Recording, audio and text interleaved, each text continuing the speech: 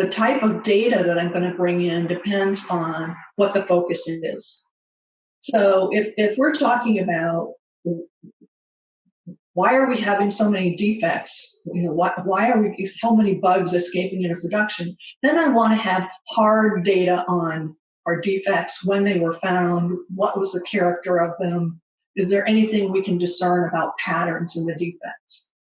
If I'm talking about technical practices, then I may do something that's a little more of a subjective data and say, how do you feel we're doing in this?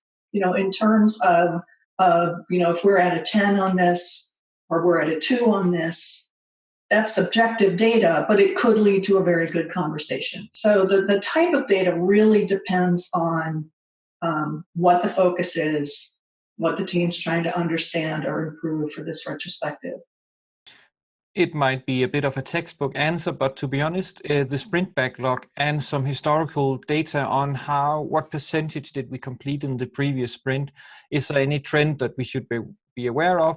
Other than that, the sprint backlog with what did we finish and what didn't we finish and why is that?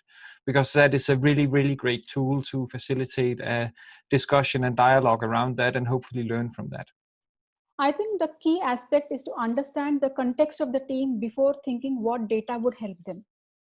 For example, if you would like to retrospect on the quality, consider bringing in data around the defects of the teams, the priority of the defects, and the number of defects logged in various environments. If you would like to look at the predictability aspect, so look at the number of features they are planning versus how many they are actually delivering.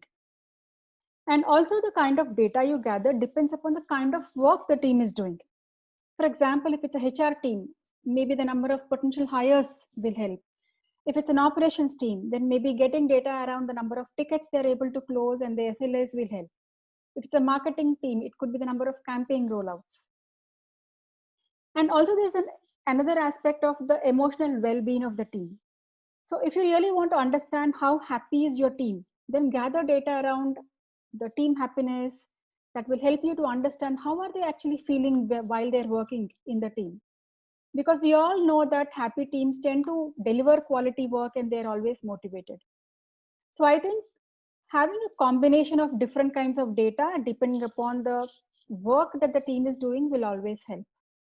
There's no one right answer which says, go get this data and do your retrospective.